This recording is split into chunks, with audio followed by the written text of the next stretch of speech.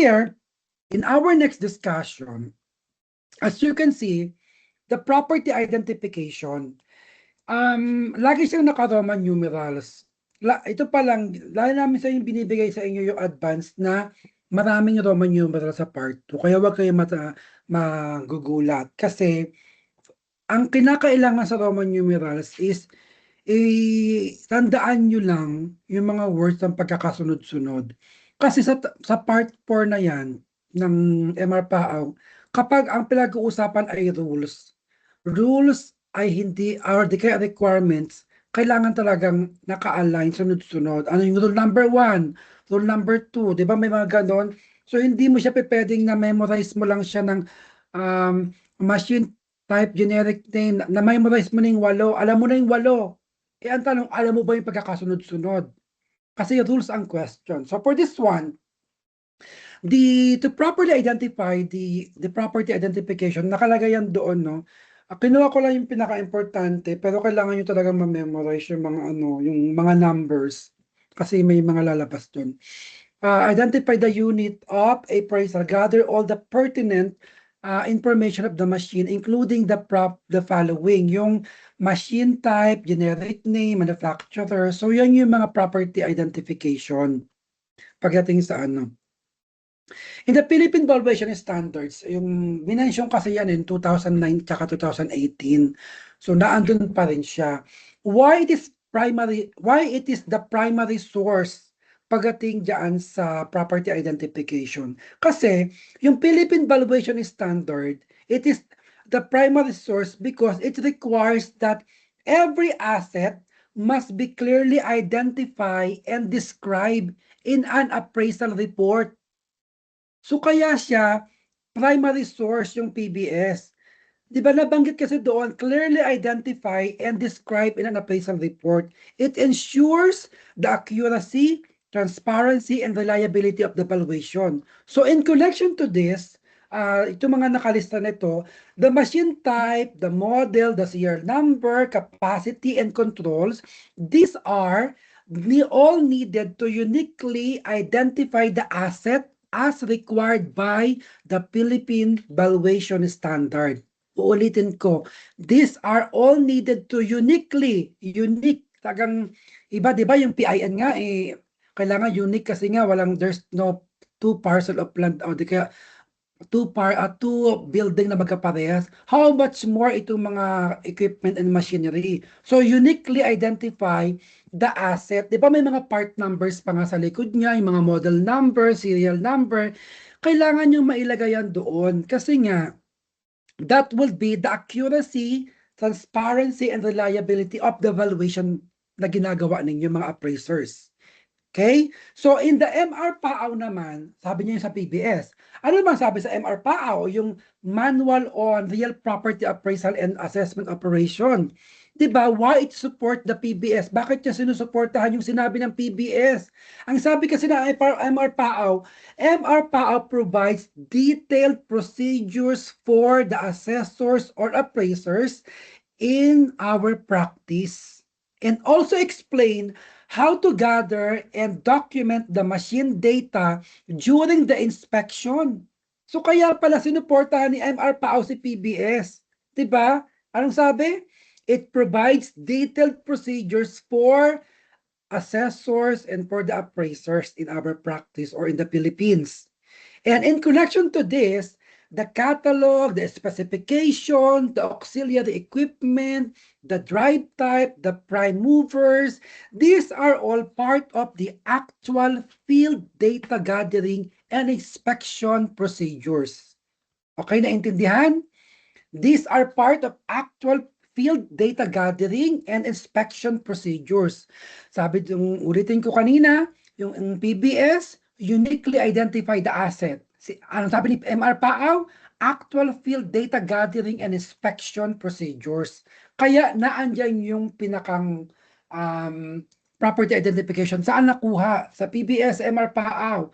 Sinasabi niya, bakit meron niya sa IBS? May PBS na nga, akala ko adapted na siya Kasi, the IVS is the foundation. Okay? It is the foundation. The IBS sets the global standard for asset identification and reporting, while the PBS is aligned and derived from the IVS principles. So in connection with this, to complete the description of machinery characteristics that ensures the asset is properly identified for valuation consistency worldwide or globally, hindi lang siya sa Pilipinas. That's why yung IBS is naka-attach pa rin siya as the core foundation ng ating property identification. Nakuha nyo guys? Paki-thumbs up nga kung naintindihan yung paliwanag. Yes. Thank you. So, lagi nyo tatandaan ha, ang bakit yung property identification ay clearly identified, accuracy, kasi nga ginagamit sa field data gathering and inspection, and sinuportahan talaga siya ng MRPAO tsaka itong si IBS, which is adopted nga ng Philippine Valuation Standards. And for you to simply remember these things, the PPS requires the proper identification, like what to include, ano yung mga dapat mong ilagay o isama. Sa MRPAO naman, explains the data gathering kung paano mo i-collect. Okay? Sa MRPAO yon. Sa IBS naman, it provides the global framework or international framework kung bakit why it must be done properly, kung paano mo siya tamang gawin. So tatlo lang yan. Okay, PBS requires proper identification, kung ano ang dapat isama or include. Ang MRPAO naman is explains the data gathering kung paano makokolekta yung mga data gathering or information, while the IBS provides the global framework. So yun lang yung difference ng tatlo na yan. This is the why this primarily derive this property identification. And the property identification, isama na rin natin, no? These are the real property identification system. Kung yun nga mga machine tsaka equipment, may mga part number to uniquely identify the part of the machine or yung mga machine. Kahit yung mga sasakyan, diba? Although the same siya, the same color, the same asset, the same pero magkaiba siya as a part nung yung part, yung ma-identify mo lang siya kahit pare-pares yung looks niya, pares yung model, pero iba yung part number niya, iba yung ganito niya. So, ganun din dito sa ating property identification system. So, I would advise you na please, especially, particularly sa NCR, yung mga number ng PIN, at saka, I think, Region 4, mga region, kasi dalawa ang Region 4 Region 4A, Region 4B. So, kasi may lumabas doon na number. Hindi, mga dalawa lang naman. Pero, para kung magaling kayo mag-memorize ng property identification system, yung 110 na yan, 121, so, very good. Kaya nga, di ba sabi, kung gusto mo maging top notcher o top 1, ganyan sa board exam, eat the book, eat the materials, kainin mo, di ba? Yun yung sinasabi nila kung gusto mo maging pinaka-dalubhasa at maging top 1. Ako, nung time na yun talagang gusto ko lang makapasa. Kaya talagang yun lang talaga. Hanggang dun lang talaga yung aking goal. Pumasa, pumasa, pumasa.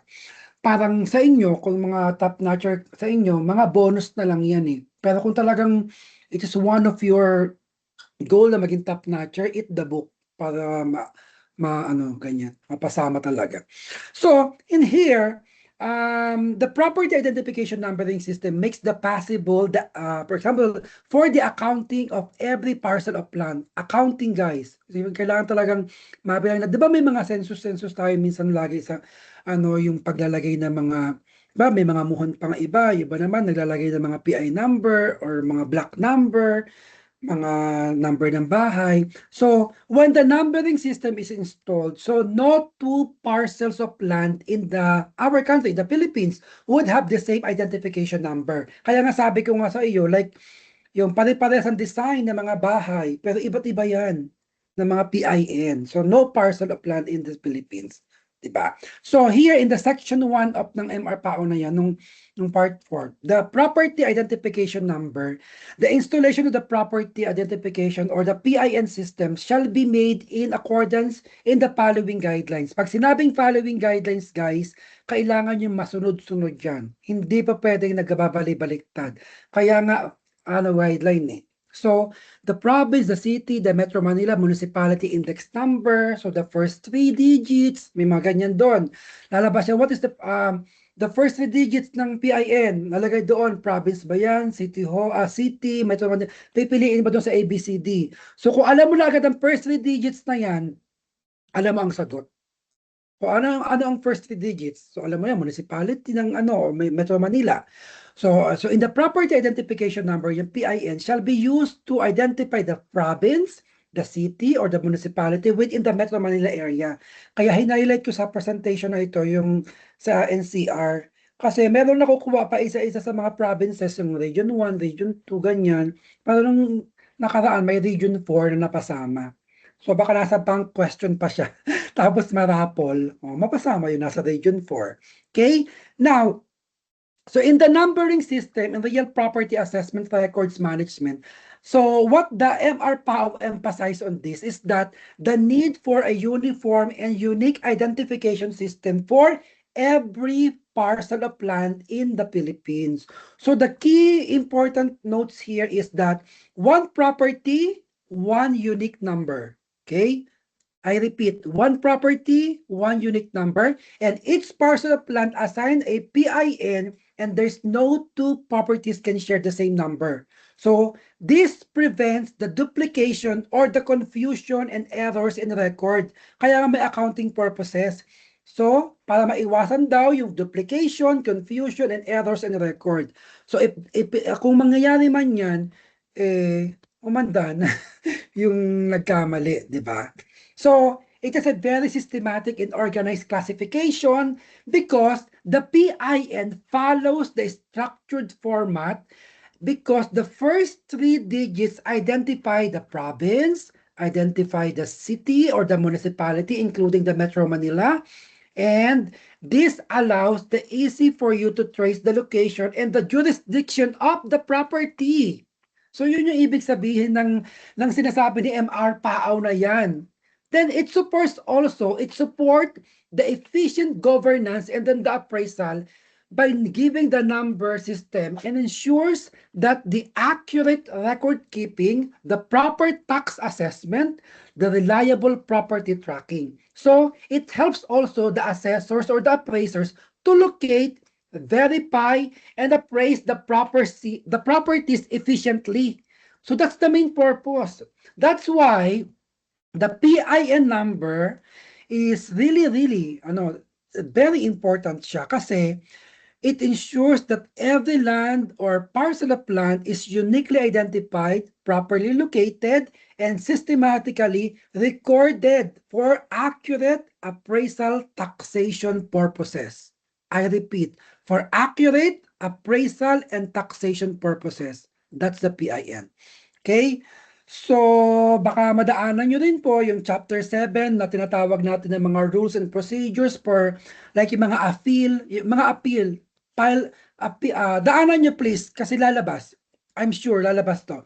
Rules and procedures for appeals filed before the local board of assessment appeal and the central board of the assessment appeal. So, may mga ganong part. And then, kapag mga ganyan-ganyan na mga appeal na yan, may mga rules and mostly the questions are Roman numerals. Okay? Understand na po natin ang real property identification system. Paki-thumbs up so we can proceed. Okay, salamat po. Next natin po is, ito nga pala, may nilagay ako dito, Region 1, yan, Region 2. Hindi na nag-cash kaya di ko na sinabi ibang region.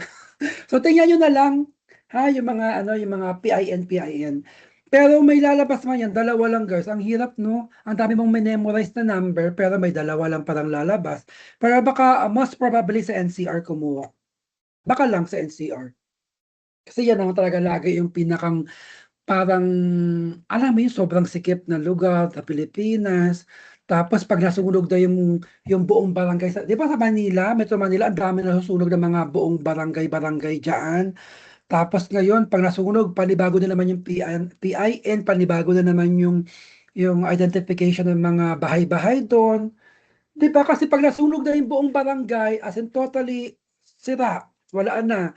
Yung mga dating PIN number doon, so ngayon magre-rean ulit yung mga assessors natin sa mga munisipyo, magkakaulit ng renumbering ng mga PIN, ng mga ganyan. So 'pag nasunog, so ganyan kaya very yung Metro Manila, 'di ba, NCR area, I mean yung Metro Manila area, malimit diyan kasi katulad nito, yung mga nakaraang linggo ang daming nasusunog na barangay. Pag na totally wash out sunog 'yun, 'di panibagong tayo na naman ng mga building kung sino man yung may mga na bahay-bahay doon. Yeah, so parang gano'n. Kasi hindi na siya originally na-identify before na may mga kanya-kanyang unique number. But since na-wash out na siya, sunog na siya, so renumbering, reclassification ng paglalagay niyang ganyan. Okay po, naintindihan?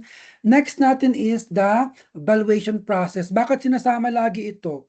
Yung sa machine and equipments, yung economic demand, remaining useful life, practical continuation. So, for machinery and equipment, ang valuation process, and for you to have the value, it has to be retained in its present location for continued operation.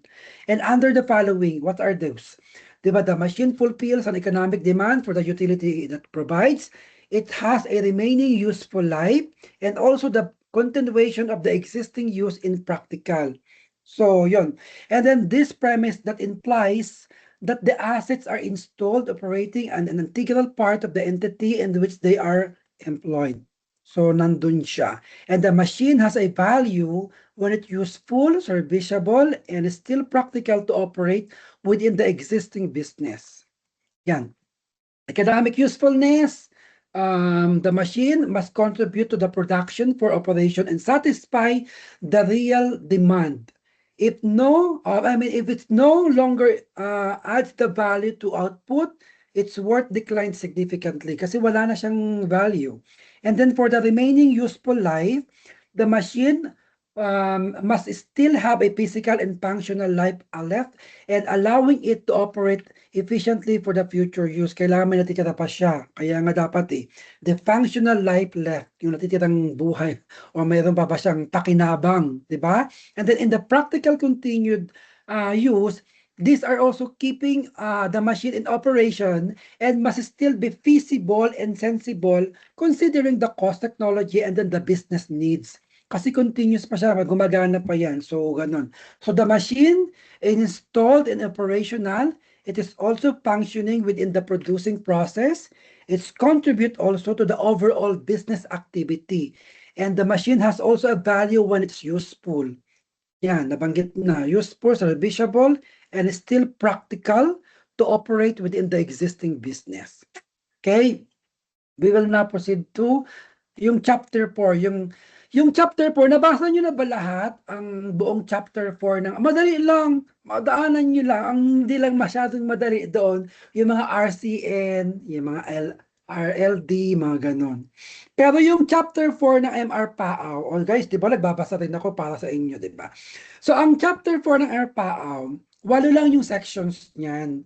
So, sa real property appraisal for taxation purposes, there are 8 sections, but I got the most important, the very favorite sa board exam, which is the section number 7 and section number 8. I'm sure. Okay, I'm sure na section 7, section 8 the favorite talaga yan sa board exam. Kasi andyan yung rules in appraisal of machinery and equipments. Tapos sa section 8, na andyan din yung rules in appraisal of special purpose properties. Okay? Para mas bibigyan natin ng emphasis yung topic natin today. Okay? So, yun yung importante dyan. Kaya tandaan ninyo yung mga sections na yan. Ano bang ibig sabihin yan? Siyempre yung number 1, alam nyo na yung fundamentals, di ba?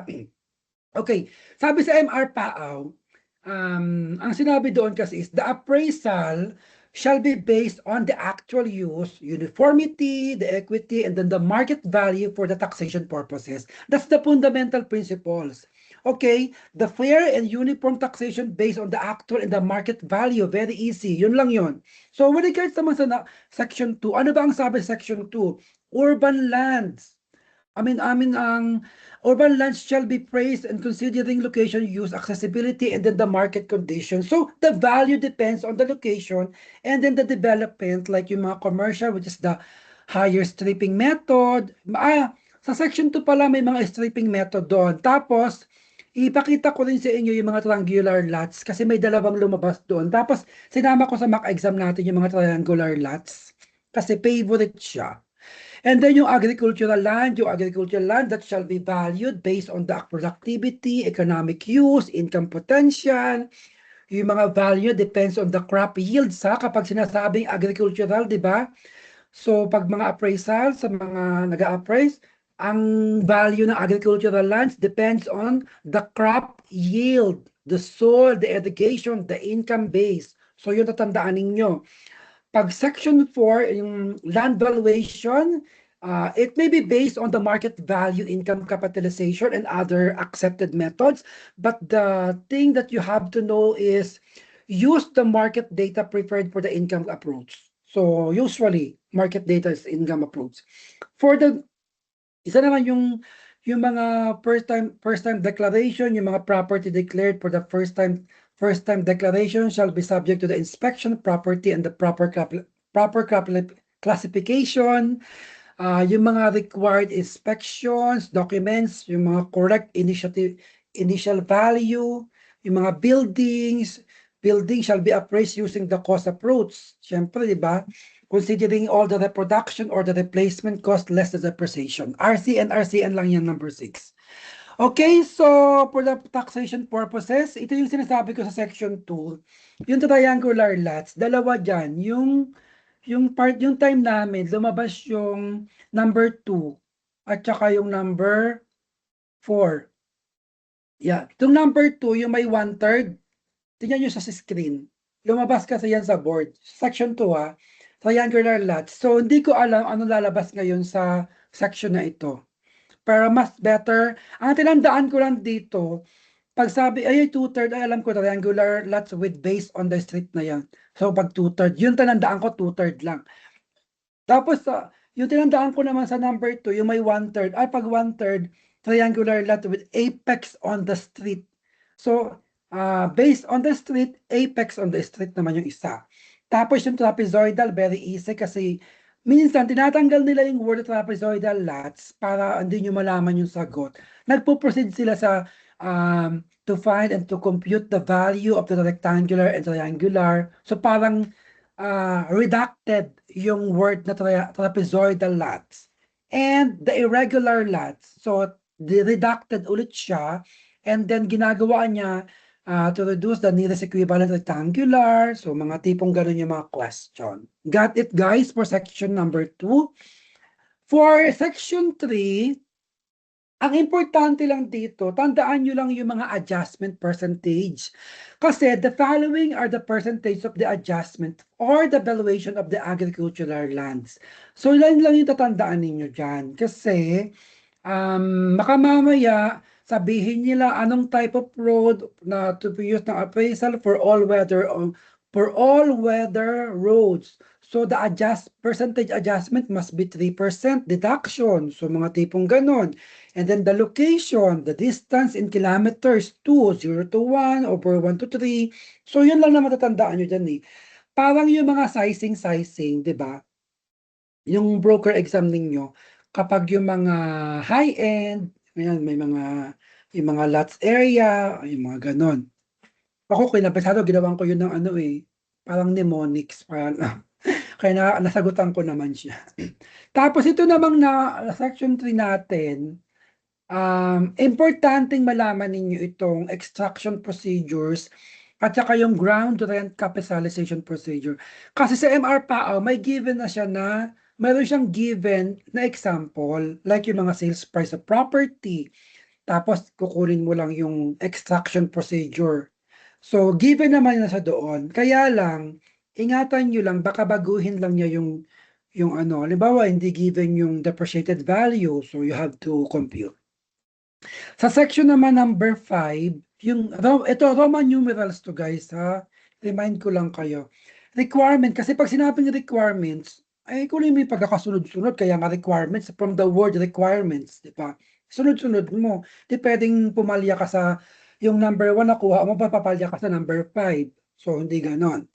So, kaya, gagawin nyo dyan, requirements for the appraisal of land declared for the first time. So, kailangan yung malaman yan kasi usually Roman numerals ang exam dito. And then yung for titled property, yan lang naman yung importante dyan sa MR PAAW. And then for section number 6, Roman numerals also ito for sure. Ako guys, nag-demand lang naman na. Hindi ko naman, although kailangan natin daanan, kailangan natin basahin para handa, di ba? Kung ilabas man ni PR Beres yung exam na nandyan, nadaanan nyo, hindi kayo nagsisi. Hindi yung sasabihin nyo during the exam, mapapakamot ka na lang, ano nga to? Kasi di mo nabasa. That's why. So, requirements again in the appraisal of buildings. O, di ba? May mga requirements na sa pag-appraise ng building and other 6 structures. So, daanan nyo lang yan. Huwag nyo na masyadong kasi alam ko marami kayong binabasa. Katulad yun rin kami, marami binabasa, di ba? Meron nga akong video niya after ng board exam, yung lumabas yung result. Binidyo ko talaga yung yung table hanggang baba. Binidyo ko siya. Tapos hindi mo akalain na daanan mo pala yun, no? Okay, let's now proceed. Ito yung pinaka-importante na discussion natin. Rules in the appraisal of equipment, machinery, and equipment. So, di ba, ang machinery and equipment and collectively constitute a general classification of the property other than the real estate because machinery includes installation, support facilities for processing or manufacturing of products from raw materials to finished goods. Okay? So, what the MR PAAW emphasize on this? Ano ba ang sinasabi niya? Sabi niya kasi, it emphasized that the machinery and equipment must be treated as a distinct class of property. Yun ang sabi ni MR PAAW. Distinct siya. Class of property separate from real estate but essential to production. Yun ang sabi ni MR PAAW. Kaya, very important itong rules in appraisal. So what is the key point that you have to understand on this? Separate the classification from the real property, which is the machinery and equipment are not land, the machinery and equipment are not land or the buildings. They belong to a different category of property for appraisal purposes. That means it ensures they are valued using the appropriate methods and not mixed with real estate valuation. So it includes what? Includes more than just the machine itself. Machinery includes the machine, the main machine, the installation and support of the facilities. You have to focus on the production function, the processing raw materials, transforming them into the finished goods. So yun yung pinaka-importante. But the thing is, machinery and equipment are separate from real property but are valued as part of an integrated production system which include all supporting components. So yun lang yung inyong i-recall. And here, sinulat ko namin yung mga rules, di ba? So here in MR PAAW section, daanan nyo guys, kasi importante yun. That's why, nung binabasa ko yung MR PAAW, itong week na to, para gumawa ng presentation para sa inyo. O, diba? Gumawa ako, nag-effort ako So, binasa ko siya, inintindi ko talaga siya ng maayos. Kasi dati dinadaanan lang naman yan eh. So, yun yung importante na pinapatungkulan na what the MR PAAW emphasized to us. Biga, like for example, yung valuation methodology, there is, actually may mga tatlong requirements dito eh. Yung number 1, yung 2 major elements, yung mga cost and direct cost, yung indirect cost, indirect cost, diba, tututunan din natin before yung mga entrepreneurial profit, which is part of the indirect cost, remember? So yun. Yung number 2 naman, yung pricing and estimating cost of production, new machinery and equipments that involves, yan, ano yung mga involves, cost of basic machine. Kaya puntahan ninyo ang Section 7 ng MR PAAW, importanteng malaman ninyo yan. Okay? Ano ini-emphasize ni MR PAAW sa Section 7? Very simple lang. Tandaan nyo lang yon. It emphasized that the machinery equipment must be valued comprehensively using the proper approaches and by considering all costs necessary to make the asset operational. So yun yung ini-emphasize sa Section 7. And use of the appropriate valuation approaches like yung market approach, 'di ba? Yung cost approach, alam niyo na pag market may comparables diyan. Kapag naman cost approach, there is estimate how much it costs or reproduce the machine. So that means it ensures the valuation realistic and supported by the data because using that kind of approach, and the total cost must be considered like yung you have to consider the things because MR Pao said that it stresses that the value based on the reproduction cost nyo, that includes yung direct cost nga at saka indirect cost. Yun lang yun. Yung diniscuss natin before. So meaning, kapag sama mo na itong mga direct cost, indirect cost na ito, the machine's value is not just the price, but the total cost to make it usable. So kailangan mo malaman nga. Obviously, direct and indirect cost, magiging ano siya, usable talaga siya. Okay? And also it recognized what do you, if you're going to, if I recall, yung mga direct cost, alam nyo na yan, di ba? Yung mga insurance, taxes, ulitin pa ba natin? So yun yung mga immediate traceable cost na alam ninyo. Kapag naman yung mga indirect cost, ulitin ko pa ba ulit? Yung mga technical know-how, yung mga pre-operating, yan. Alam nyo na yan.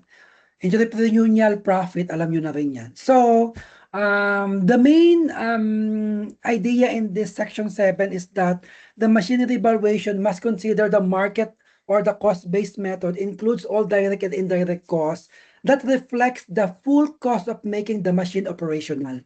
So that's the important thing that you have to know on this. Okay? And part of the Section 7 na MR PAAW, yung number 3, the estimating reproduction cost nyo, we already discussed about this and then we had already the computation. But in the MR PAAW book sa materials nila, naandyan naman na siya. Naandun na. So, nilagay ko lang sa just to recall para ma-remind din kayo. Ano ba ini-emphasize ni MR PAAW with regards to this, sa number 3 ng estimating reproduction cost nyo?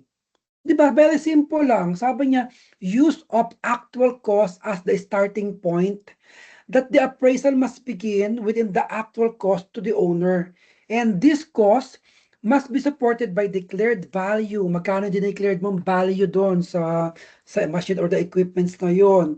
You have also the sworn statement from the owner or from the company. That means if you have those, it ensures that the valuation is credible and documented and legally supported.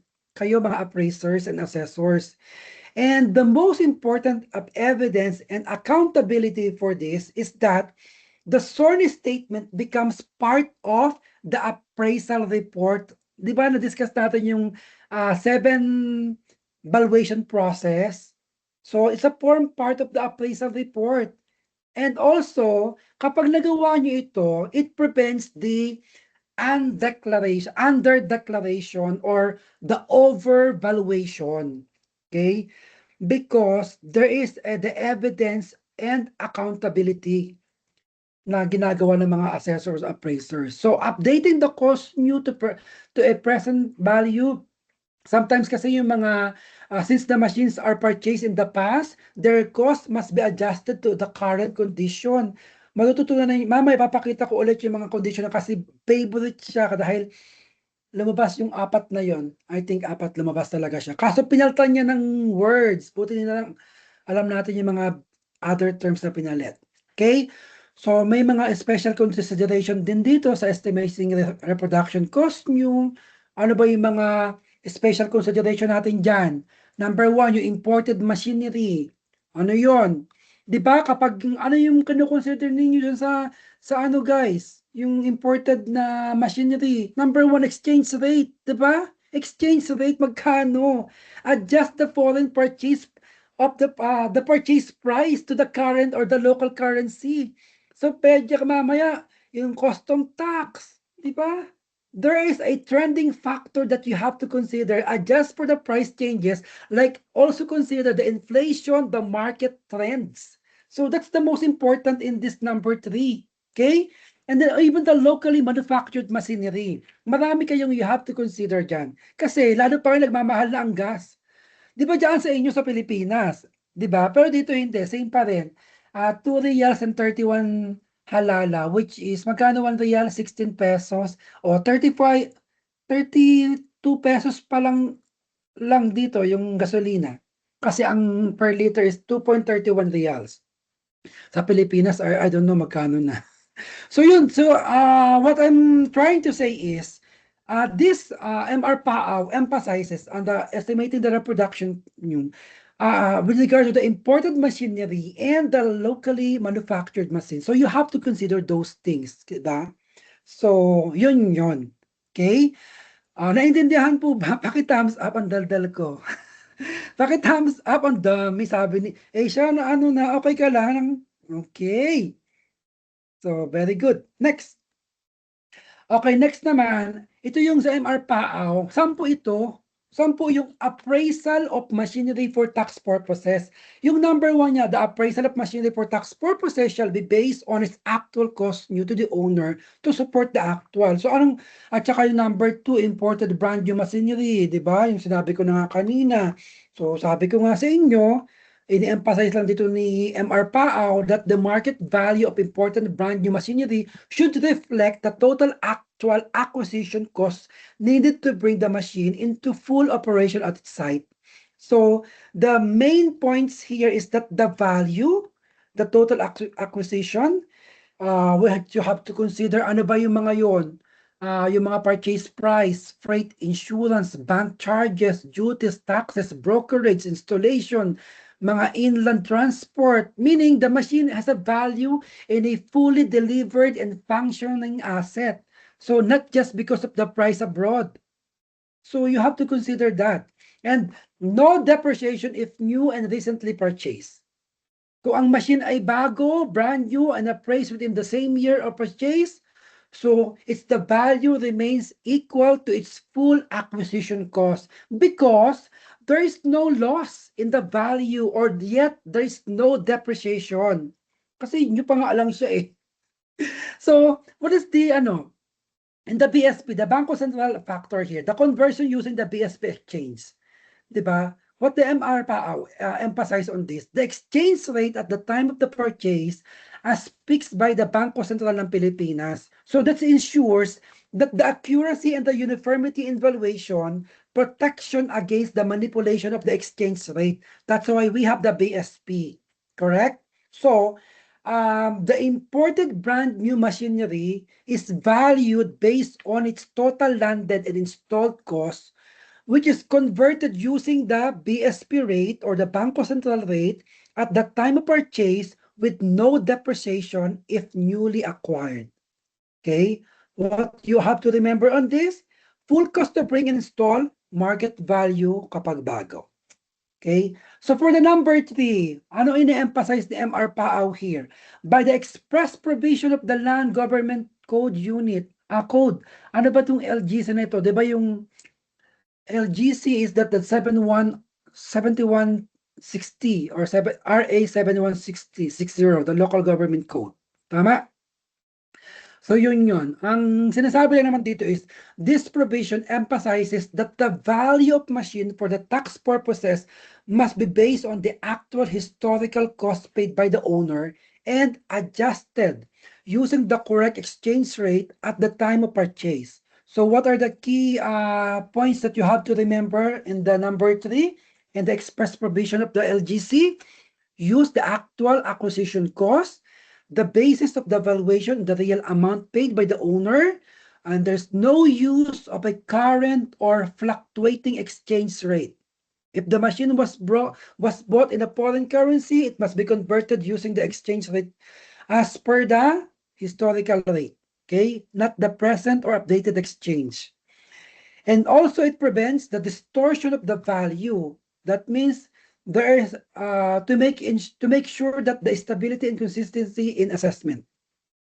So remember, for the item number 3 is the machinery value is based on the actual cost paid by the owner converted using the exchange rate at the time of acquisition and not the current rate. Understand? Kung naintindihan, tingnan natin yung number 4. Nasa MR PAO book ito, given yung kanyang formula sa RCN and also provided yung illustration. So gusto ko lang naman i-emphasize sa inyo what does it mean ng sinasabi ng MR PAO book or yung kanyang materials that it emphasizes that for the imported machinery daw or which are already in use, the value must be adjusted to reflect the current use condition and then the depreciation based on its remaining life. So the value of imported machinery is determined by updating the original cost to the current condition and reducing its base of the remaining useful life. So subject to control the depreciation.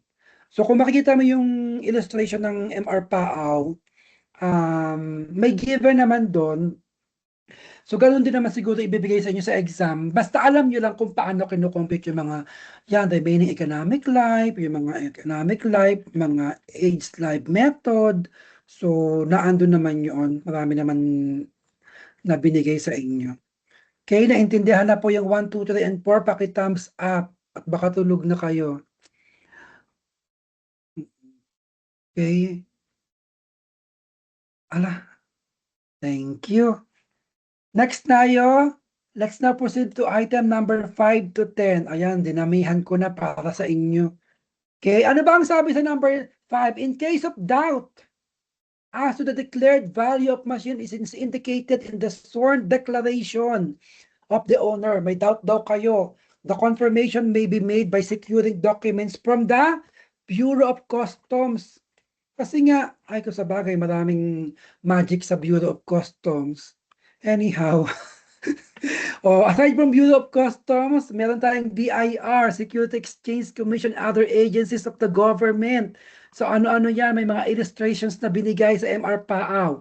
So ano ini-emphasize dito? Yung in case of doubt na yan. Ang sabi niya is to emphasize the importance of verifying the accuracy of owner's declared value of machinery using reliable government records when necessary.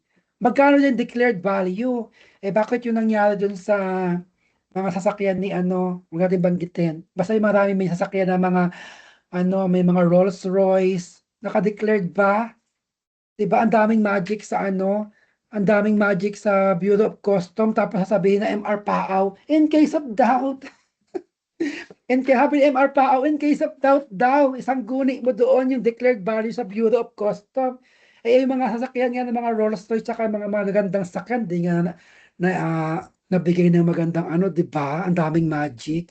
So parang si MR PAO, maganda yung books, no? Kung aaralin ninyo guys.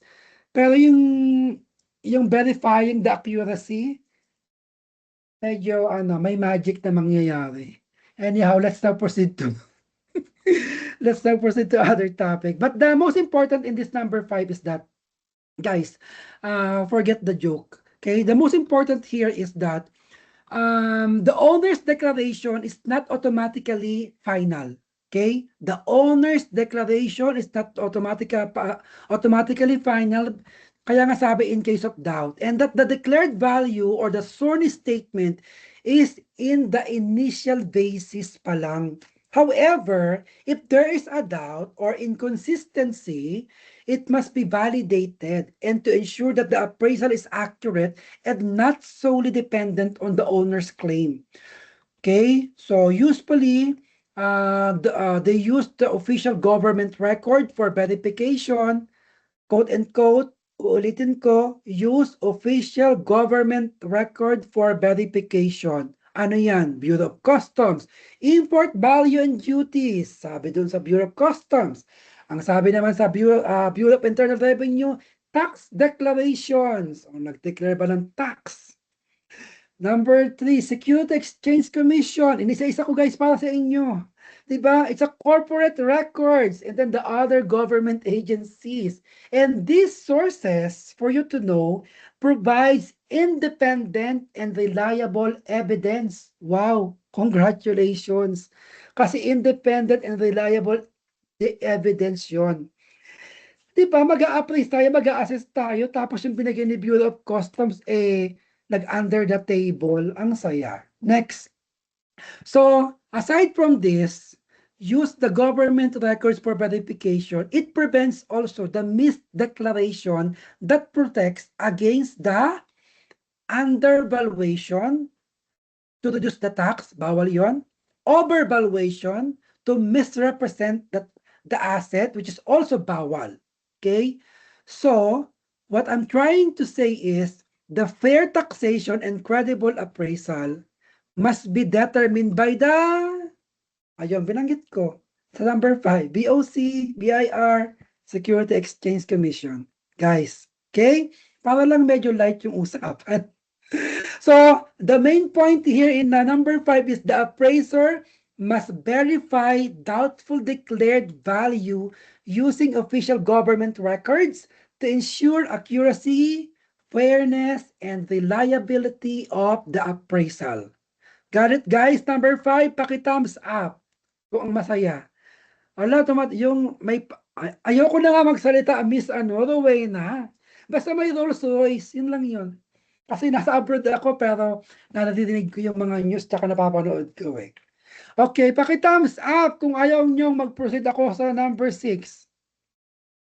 May nag-thumbs up. So, number 6 na. Pero naintindihan nyo number 5 ha, in case of doubt, BOC, BIR, Security Exchange. Okay, ang saya. Next, dapat ganito yung discussion, no, ang light. Okay, next, number 6 naman.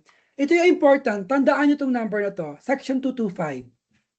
Section 225 is a local government code which pertains to what?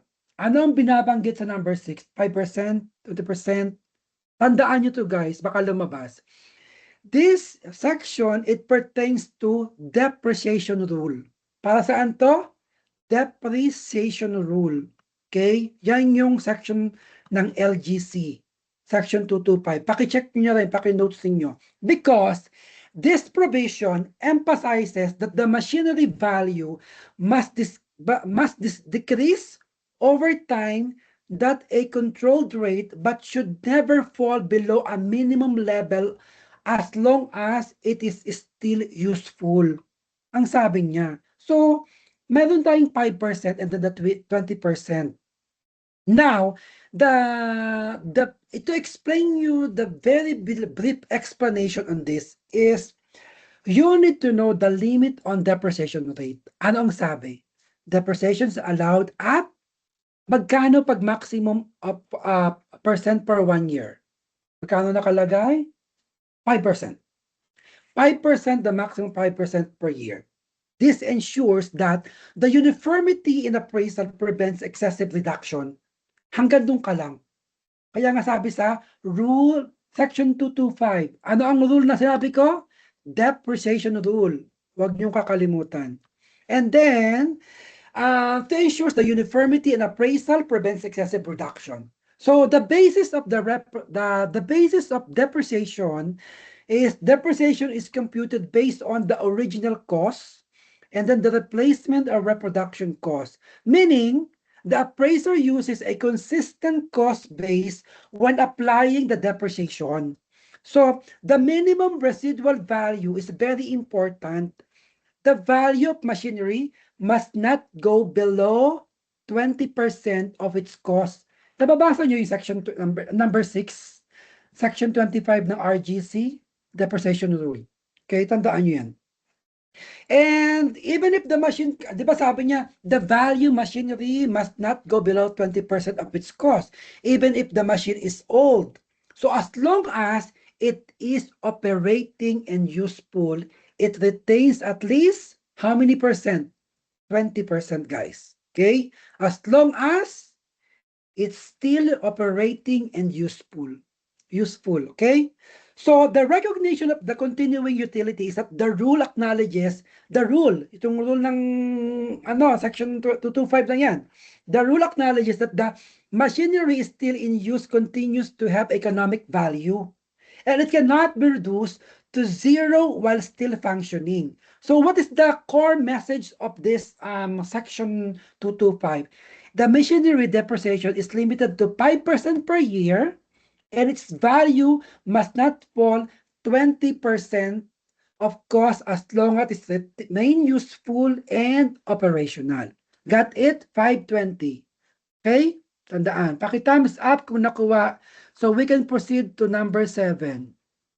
Ay, ang onti na nag-thumbs up. Hindi na ako magpo-proceed. Ay, ang dami na. Okay, next. Number 7. Naintindihan nyo yung number 7? Anong sabi na MR PAO sa number 7? Ba't nilagay ba kasi ito eh? Appraisal of rail tracks like yung MRT shall be based on the cost approach or income approach whichever is applicable. Diba yun ang sabi niya? Now, the total market value of which shall be apportioned or prorated between the local government units they traverse. So, anong ine-emphasize o gustong iparating ng MR PAO for this number 7? Ang sabi niya is, to clear things out and to emphasize that special properties like the rail tracks, MRT, must be valued using appropriate methods and fairly allocated among affected local government units. Kasi di ba usually pinapaandar naman, ina-operate lang yan ng mga government. So, the key point in this one is that the use of applicable valuation approach like yung rail tracks, MRT, may be appraised using cost approach. Cost approach based on the construction and the placement of cost. Hindi mo pwede gamitan niya ng sales comparison. Kasi nga, di ba, operating siya. So, cost approach siya. So, income approach, with regards to based on revenue generating the capacity. Kapag gagamitan mo itong number 7 ng income approach, that will be based on the revenue generating capacity. Kapag cost approach, based on the construction and then the replacement cost. Okay? O, may mga sabi ni ba, when was the last time na nagpalit ng mga bagong bagon? Bagon ba yung MRT? Tama ba ako? Mga bagong bagon or train yun eh, ang Pilipinas. So ngayon, it may be appraised using the cost approach based on the construction and then the replacement cost. Kapag naman income approach, magbe-base ka naman sa revenue generating capacity. That means the appraisers selects whichever is more appropriate depending on availability data and then the purpose. Kung ang purpose mo to appraise or to value that particular bagon or MRT whatsoever rate tracks na yan, kung ang i-appraise mo siya based on the revenue generating capacity, you are going to use the income approach. Kapag based on the construction, based on replacement cost, anong gagamitin? Cost approach. Got it? So, in recognition of the trail tracks as the special properties, bakit siya sinasabing minsan special properties? Kasi, ang rail systems are large-scale infrastructure yan and serving multiple locations. It's not only kung saan lang siyang kalagay, maraming location. So, they are not confined to a single area unlike ordinary machinery or the buildings. Naintindihan nyo? So, kaya sinasabi nila na rail tracks or mga MRT or something is considered as special purpose just because of the systems na ginagawa nila, yung operations na ginagawa na, large-scale infrastructures, serving multiple locations, it confined that a single area. So yun yung pinakang understanding doon. Bakit siya sinasabing can be considered. Hindi ko naman sinasabi talagang, di ba, usually, yung mga special property, hospital, schools, mga ganyan, di ba? Yung mga ganun. Nasa MR PAO din yan yung mga special mga properties. So yun yung ibig sabihin yan. So the apportionment among the LGU is very important because since rail tracks or the MRT pass through several cities and municipalities, so marami siyang pwedeng makonsider, di ba? Kasi nga from one point to another. And then the total value must be divided into prorated area. Like for example, yung mga ibang mga private entities or mga kilala sa Pilipinas na mga ano, may mga affluent background, o 'di ba sosyal? May mga affluent background, mga kinikilala sa lipunan. Nagpagawa ng mga malalaking skyway, tapos may isang mga malalaking rail track diyan, o 'di ba may mga dadaanan diyan. 'Di ba? Prorated yung kanilang ano, value kasi nga, nakinabang si ganito, 'pag dumaan ka sa ganito, nakinabang si ganyan. So that's the ano, that's the tawag dito, that's the number 7 na Persepolis tax means. So yun, marami siyang mga locations, and total value must be divided into a prorated among them. Kasi nga, dumaan ako sa area mo, so magkano yung ganito, magkano yung ganyan. So it's a prorated, depends on the city municipalities that has been involved. So each LGU, the local government unit, for example, ano ba itong MRT? Dumaan ng ang Baclaran is Parañaque, Pasay yung mga EDSA at saka Libertad, Makati yung may papuntang Buendia, tapos yung mga papuntang ano, Quirino, yan mga ganyan. Dotay Jose, Manila. Tapos pag lumampas ka na sa may dulo monumento, papunta ng ano yun, di ba? Caloocan. Oh, di ba ang galing ko na memorize ko pa. So that means, yung mga bago na yan, kapag nadaanan, there is a value, there's a prorated area which divided among them. Yun ang ibig kong sabihin. So, the rail track appraisal uses the cost or income approach, and the total value must be allocated among the local government units where the property is located. So yun yun, ang ibig sabihin ng number 7. So kung naintindihan yung number 7, paki-thumbs up. Ay, ang dami. Yung may mga pa... Okay. Okay ba tayo? Mag-proceed na tayo number 8? Okay daw, sabi nila. Anong sabi sa number 8? Transmission lines, transmission towers, sales sites, and the like shall be assessed like all other machineries, and taxes thereon shall be paid to the local government unit, o diba sosyal, must be paid to the local government unit where they are constructed. Diba? Income approach and the total market value. So anong ibig sabihin nito? Let's dig in. The MRPAO emphasize that these utility structures are treated as machinery for taxation and must be valued and taxed fairly across all affected location. Siyempre, di ba? Kapag meron kang tower diyan ng ano, Globe, o tower ka ng Smart, o ganyan, di ba affected siya? So, kailangan it will be taxed fairly across all the affected location. So what is the key points here in this number 8? The classified as machinery, it is not a real property, what I mean. It is a transmission line, towers, and cell sites. These are alike, this can be assessed like a machinery and not as land or building. Ano to? Yung sinasabi nating transmission lines, mga cell sites, this can be assessed like machinery, guys. Kaya sinama ka natin dito sa discussion. And not as land or buildings. This means na they follow machinery appraisal rules. Like yung mga cost, depreciation, etc. So this can be taxable to the LGU where they are located. Kasi nga, taxes are paid to the local government unit where the tower or the structure is constructed or installed. Diba? Nagpatayo si ganito dyan, ang tower.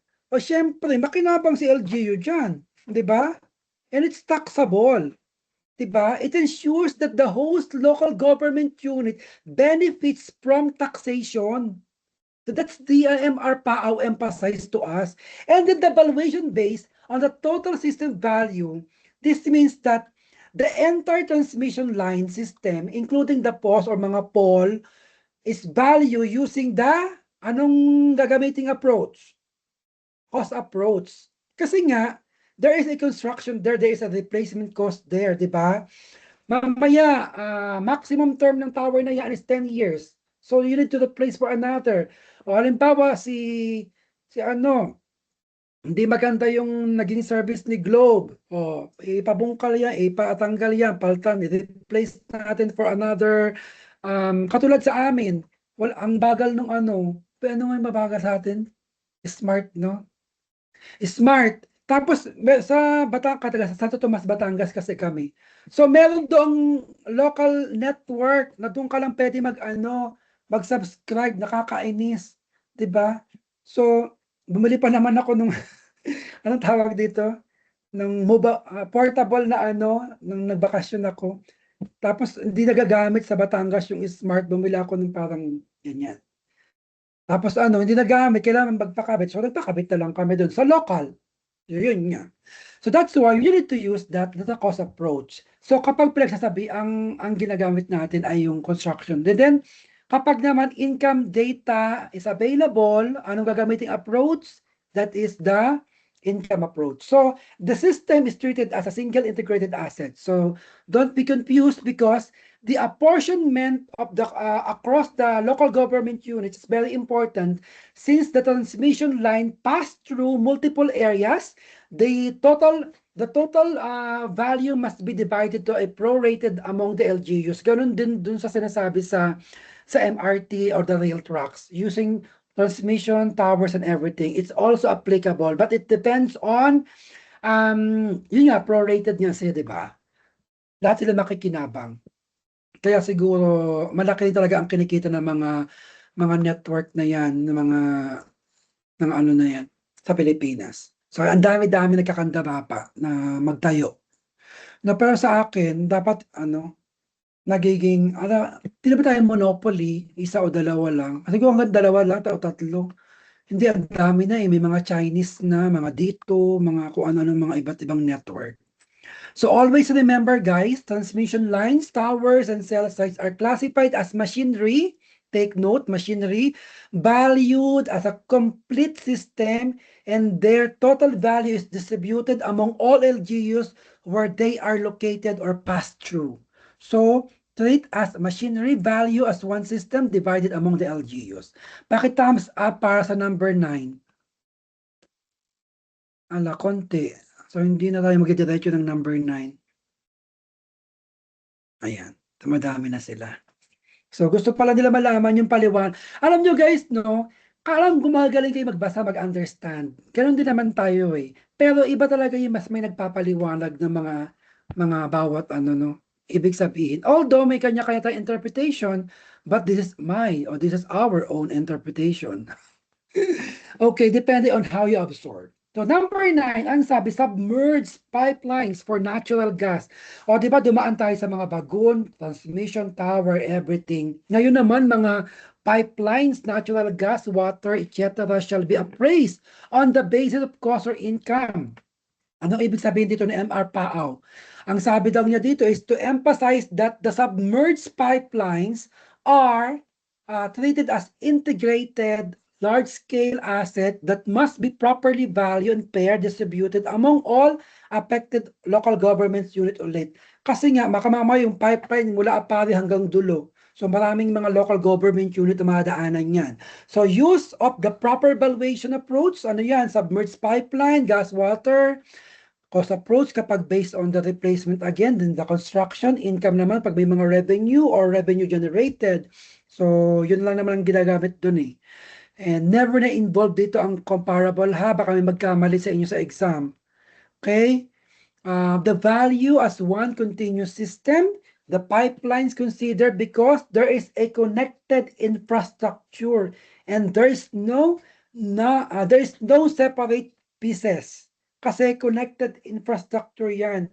Hindi yung isang pipe na putol dito tapos iba na naman, hindi ganoon. Diba? So connected siya. They are value based on their total system value and not per segment. Hindi siya per segment. The whole connected infrastructure. So the apportionate ng LGU dito, magkano? Sabi niya kasi since the pipelines pass through the multiple areas like underwater or mga underground, diba? Yung ibang underground din ang bubungkal sa ilalim tapos nanakawan yung mga pawn shop or di kaya yung mga bangko. O di ang saya. Sabi niya kunyari may pipeline na ginagawa, di ba? Hindi pala. Okay, so what I mean is the apportionment across the local government unit here is the pipeline to the multiple areas underwater or the underground, that the total market value divided ulit siya sa prorated area among the LGU, and then each LGU gets a fair share value based on what? Based on, so yung nakakaalam, my God, ay siya alam mo, yung fair share value niya, saan naka-base? Kanina alam nyo kung saan naka-base. Ito saan? Sa Pinas Costly. Lex. Ano ay, sino makakasagot? Ano, saan ano siya? Saan siya binibase yung fair share value ng ano guys? Napaka-obvious, bilanggit na nga, oh. Pipelines, from the word pipelines. Okay, the correct answer is length. Length or portion of the pipeline within the jurisdiction. So, guys, very obvious. Para pag pinalitan pala ng examiner yung words, di ba?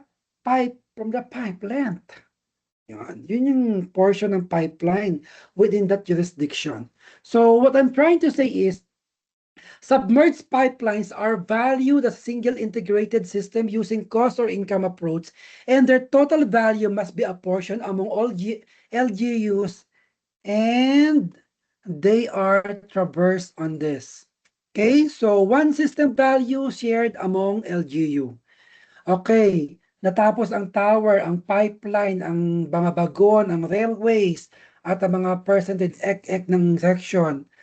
Sa number 10, paki-thumbs up kung gustong marinig ang paliwanag. Number 10 na tayo. So what is number 10 says? Ang sabi niya, reservoir, social reservoir, dams, tailing ponds, pier, and wharves shall be appraised on the basis of the cost approach. Tama nga naman. Provided, however, that the cost of piling on ports must be given additional consideration. Ano ibig sabihin dito ni MR Paaw? May nakakaalam? Ano ang sabi ni MR Paaw sa number 10? Reservoir. Diba? Meron tayo, sa mga subdivision, diba, may mga tangke ng mga tubig, reservoir, or di kaya mga dam-dam, no, sa mga province, yung dalaw yan ng tubig. Minsan pa nga, above sea level na, kaya kino-close na, minsan nagpapalabas na sila ng tubig. So, anong ini-emphasize dito pagdating sa mga characteristic ng appraisal sa machinery and equipment? So, MR Pao says that it emphasized that the large or fixed structures, fixed talaga siya, structures must be valued based on the cost to build or replace them with a special attention to critical components like piling.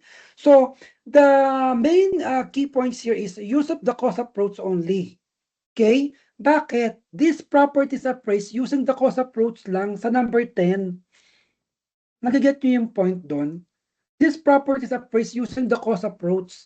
And then because they are specialized structures, rarely, bibihirang maibenta kasi nga fixed siya. Fixed structures, alam, maibenta mo ang dam. Okay. Yung fixed structure, daily sold in the market. Diba? Not primarily income generating in a directly way. So therefore, this number 10 says that the value is based on the construction or replacement cost. So anong approach ang gagamitin? Cost approach. And it can be considered as specialized structures. They are fixed structures and very rare. Bihira, unique. Diba? So, what kind of nature of asset is this? Diba? The nature of the assets includes reservoir, dam, tailing ponds, the mga pier. Oh, diba? So, yun. That means these are the permanent immovable infrastructure. Bakit may sinasabing infrastructure? Kasi nga, di ba, dam, may ginagawa doon eh. May mga infrastructure doon, di ba? Sa mga pier, may mga ganun din. So, yun. And then, it is also designed, for you to know guys, designed for public utility or industrial use. Para saan to? the permanent immovable infrastructure designed for public utility. And the special consideration here is the piling. Yung mga piling for ports, sa mga wharves, sa mga piers, piling or PI, ano ba spell? PI yan. P-I-L-I-N-G. Baka sabihin filing. Ayun, nakalagay, piling on port. So, the piling are structural support driven deep into the grounds or the seabed. And it's also critical for sustainability and load bearing. Costly and difficult to install. Diba? Yung mga nasa seabed, underwaters, mga tipong ganyan. And then also, these special structures are valued using the cost approach, and the key structural components like piling must be carefully considered because they greatly impact to the overall value. Okay? So, naintindihan po ba? Okay, paki-thumbs up bago tayo pumunta sa next topic, pinaka-last topic at I'm sure, lalabas sa board exam. I am very, very certain of this. Paki-thumbs up. Ang galing naman ng sa cost approach, tama yan. Number 10 is for appraising jobs for infra. Tama, Alex. May kumontra. Tama, oo naman, infrastructure siya. Kaya, government. And also, take note ha, public siya, public use, utility. Okay? Public. So, naintindihan na ba yung number 10? Okay, sana nag-aral ako dyan para maipaliwanag ko lang maayos. Diba? Special kayo lagi sa OREP. Okay, let's now proceed to the very exciting part. Ano ba exciting part? Kasi lumabas tong lahat ng ito sa board exam. And that is here. Check at yung yung aking presentation. Gumawa pa ako ng magandang mga images. Pero nung mga panahong nagbabasa ako, binasa ko lang. Pero alam mo ba ang number 1? Ang pinalit ng board is, this is a superb condition. Ang tanong, superb, S-U-P-E-R-B. Superb condition lang. Ang option, very good, fair, poor. Yan lang option. Siyempre, pag sabi mong superb na, so very good na yun. Excellent na yun. So, pinalitan yung isa, ginawang excellent. So, dito nyo guys, I would advise you, kasi ginanyan kami sa board exam, ang ginamit na word is excellent at saka superb ang ginamit. So, kung alam mo intindihin yung ano na yan, yung guideline estimating depreciation observed condition method, mape-perfect yung 5 na yan. 1, 2, 3, 4, 5. Mape-perfect nyo guys. Kasi dyan kami pinadaan. Dyan kami tinry ng time namin. Kasi ang ginamitan niya ginamitan ng ibang term, mabuti lang syempre alam natin yung excellent, alam natin yung superb. So, yun, sagot. So guys, minsan baka lumabas, it is a condition of between 80 halimbawa, ang ginawa ng PRB is the condition between 80 to 100%. So yun lang, wala nakalagay na very good. Ang option, very good, fair. So of course, 100 to 80 to 100, alam nyo na yan. And then you need to know the description of each condition kasi walang pinaligtas ang PRBS dito kasi lahat itong hindi sinama yung scrap. Hindi ko nakita ang scrap Siguro ang sinama scrap value tsaka salvage value. Yun ang nakita ko nung time namin. Pero yung 4 na yan from very good, i-assume nyo na guys na iba yung gagamiting term. Kasi nung time namin, superb, yung excellent, fair, mga ganun lang yung ginamit. Tapos, lalagyan ng mga percentage. So, yun. So, kapag very good condition, 80 to 100, and then this term ganyan. So, yung good condition naman, term describes those items of equipment. So, ang gagawin niyo dito, i-memorize niyo ito. Baka sa inyo, dalawa lang ilabas, pero sa amin, pinerfect ni PR Beres Kaya, iibahin lang niya. Lumabas ito sa part 1. Tapos yung part 2, dalawa sa part 1, ginamitan niya fair tsaka poor. Tapos sa part 2, ginamitan niya ng superb. Sa part 2 na yon, superb and excellent, parang ganon. So hiniwala yung yung observed condition method, pero they use the other term ng word. So, ganun lang gagawin nila. Okay, guys? So, paki-thumbs up kung medyo nalinawan ang ating discussion ngayon because next week, magbibigay ako ng kami ng mga questions sa mga darating na ano because I would like to discuss this government assessment principle and taxation in the Philippines. But, ipagsamahin na lang kasi nga guys, holiday naman, pag-holidayin niyo naman ako. Holiday ngayon dito, so walang pasok. So gusto namin muna mag-spend ng time with my wife. So yan. So guys, paki-thumbs up. Marami ba tayong natutunan this afternoon? Any questions so far?